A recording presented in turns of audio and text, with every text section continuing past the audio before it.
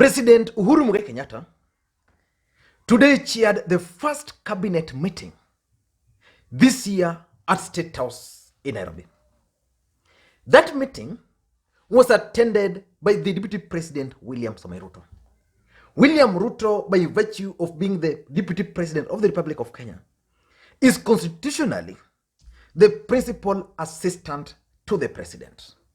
But his presence at that meeting is actually news in this country. It is news because, number one, William Ruto has been missing or boycotting crucial meetings organized by President Uhuru Kenyatta of late. Last week, on 18th February to be precise, President Uhuru Kenyatta met with the cabinet secretaries, chief administrative secretaries, permanent secretaries at State House. But William Samoei Ruto boycotted or missed that event. And his director of communications explained that the deputy president was not invited to that meeting. Number two, President Uhuru Kenyatta last week warned the deputy president to resign if he's not happy with the government performance. And you also know, number three, that William Ruto has been opposed or has been opposing the Building Bridges Initiative process, something which the president has taken personally. So his presence today at this meeting is actually news. Let me just take you back so that we can understand the cabinet. The cabinet of the Republic of Kenya consists of the president, who chairs those meetings. And then there is the deputy president, by virtue of his office, is supposed to be part of the cabinet. And then there is the cabinet secretaries, who are also part of the cabinet. And there is also the attorney general. So those are the people who forms the cabinet. So which means today, President Uhuru Kenyatta was there, the attorney general was there, the deputy president was there, and the cabinet, unless one or two of them was absent, preferably with an apology. So the deputy president attended that meeting. So in this video today, I want to explain to you guys why I strongly believe that President Uhuru Kenyatta must reshuffle his cabinet this year.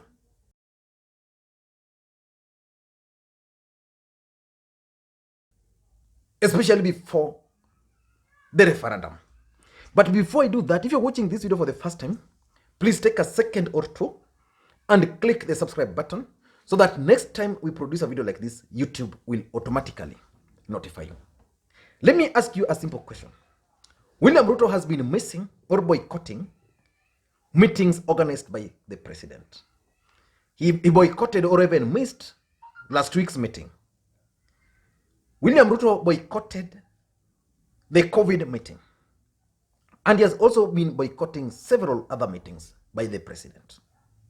Why do you think he attended this particular meeting? Because it's the first cabinet meeting this year. Why do you think he attended it? In my reasoning, I think the deputy president attended it for three reasons. Number one, it's a constitutional requirement that he is part of the cabinet.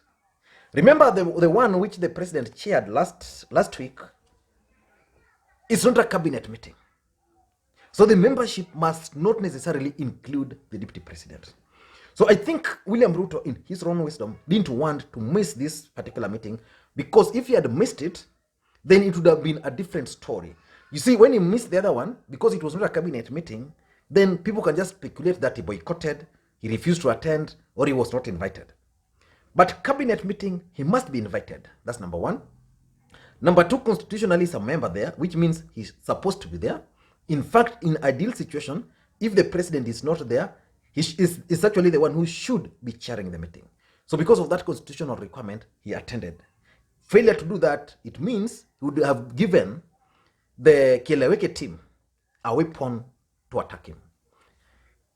Number two, I think it's also a surrender tactics. William Ruto probably is surrendering after the humiliating defeat on Super Tuesday.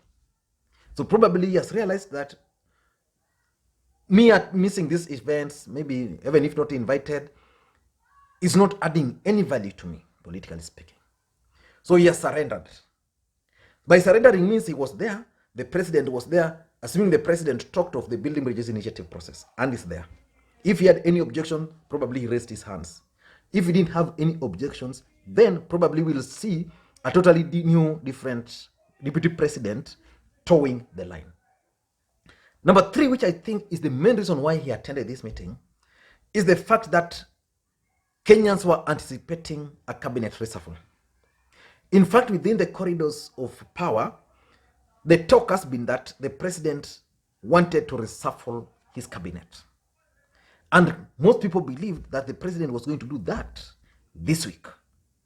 So to preempt this, he attended these meetings with the fellow cabinet secretaries, so that if the president wanted to warn some of them, being there, probably the president would not behave with some of those cabinet secretaries, assuming the deputy president was missing or was absent.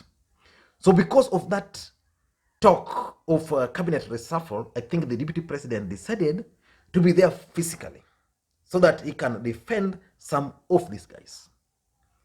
But in my considered opinion, whether the deputy president attended this meeting or not, President Uhuru Kenyatta must do one thing. He must reshuffle his cabinet. The other day, I think I gave you reasons why I strongly believe that the president should fire his advisors. The other thing he must do is to reshuffle his cabinet. Jubilee government today is very unpopular. The president is very unpopular, not because of any other thing, but because of some of the cabinet ministers. When Mwangi Kiunjuri was the Minister for Agriculture, I don't know whether he performed well, or I don't know whether he was being sabotaged. But Munya is trying to fix, just because the president decided to reshuffle the cabinet. Even at the Ministry of Health, under Kariuki then, the moment Mutahi Kagwe was brought on board, there was new energy in that ministry. So personally, I strongly believe that the president should actually go ahead and reshuffle the cabinet because of these 5 reasons. Number 1, President Uhuru Kenyatta entered into handshake with the Raila Odinga in 2018. So far, the cabinet doesn't reflect the face of the other side. In the current cabinet, you can't point that this person represents Raila Odinga. Of course, they explained to them that Raila Odinga was not joining the government, that he was just part of it. But Raila Odinga is currently carrying the burden of the government. If there's a failure on government, he carries. If there's success, he carries. So which means the cabinet now, moving forward, because the president has just a few months now in office, that cabinet must reflect the handshake. So he must allow Raila Odinga to bring 2 or 3 guys. He must allow Kalonzo Musyoka to bring 1 guy. He must allow Musalia Mudavadi to bring someone on board. So it's time for the president, in my considered opinion, to consider bringing on board the handshake cabinet. Because the phase we are headed to is a political phase. So the president might be destroyed politically. His legacy might be destroyed politically. So he needs a handshake kind of cabinet. So that's number 1. Number 2, President Uhuru Kenyatta has a legacy which he wants to achieve. If the cabinet is divided, if the allegiance of some cabinet secretaries are to some other members or some other leader somewhere, for example, if there are cabinet secretaries whose allegiance is to William Ruto, do you want to tell me these people would want the president to achieve his legacy? Personally, I don't think so. I don't think that will happen. So the best thing the president can do to achieve his legacy is that he must bring people who would want him to achieve those legacy. Take, for example, in Baringo, there's the cabinet secretary for labor, Chelugoi. It is alleged that is the guy who helped those MCS to oppose the BBI. The president, assuming it's true, because I've not verified whether it's true, but I'm just giving an example. The president who is supporting this bill ended up losing in Baringo. So do you think this guy, if given a chance, would actually support the president's legacy? I don't think so. Because, for example, in central Kenya, let me use a case of a guy who has been kicked out, Mwangi Kiunjuri. Mwangi Kiunjuri was not for President Uhuru Kenyatta. He knew so well that the interest of the people of the larger Mount Kenya region were on coffee, tea, and the rest. The president wanted all these issues to be addressed. Mwangi Kiunjuri, because of politics, was not addressing some of these issues. So which means the president continued becoming very unpopular. So when he brought on board Peter Munya, who shares with him the same line of thinking, who wants him to achieve a bit of legacy, then Peter Munya went outside there and started pushing for whatever the president wanted. So if President Uhuru Kenyatta wants his legacy, he wants to achieve his legacy, he must disband, he must reshuffle his current cabinet and appoint people who can or who share the same vision like him. If some are for wheelbarrows and the president is not for wheelbarrow, then how will they arrive at a legacy? Zero. Number 3, sabotage. The only way the president can shield himself from sabotage, internal sabotage, is by bringing on board his people. I want to give you the case of Irungu Kangata. When President Uhuru Kenyatta kicked out Susan Kihika, he brought on board Irungu Kangata. Irungu Kangata allegiance was not with the president fully. His other heart was with the deputy president. So Irungu Kangata was tasked with the issue of going around mobilizing for BBI. Instead of doing that, Irungu Kangata went there and wrote a letter to the president. So he had to be fired again. So basically what he was doing, he was sabotaging the president. Because if the president addressed some of the concerns of the people there, then the deputy president was going to suffer. So to avoid sabotage, the president must fire the cabinet. And there's 4 cabinet ministers who should actually go. I want you to name those 4 cabinet ministers. I can't name them. Just name for me 2 cabinet ministers you think the president might likely to kick out. Number 4 is what we call loyalty and unity. If you are loyal to Raila Odinga, it means you will serve him. If you are loyal to William Ruto, it means you will serve him. If you are loyal to Uhuru Kenyatta, it means you are going to serve him. But if you found yourself in the cabinet because the president and William Ruto were together, and William Ruto was given an opportunity to appoint half of the cabinet, and you found yourself there, and these guys have then now disagreed, and they are going their separate ways, it means your loyalty will still be with William Ruto. So in the current cabinet, we have divided loyalty. There are those who are loyal to Uhuru Kenyatta, majority, and there are those who are loyal to William Samoei Ruto.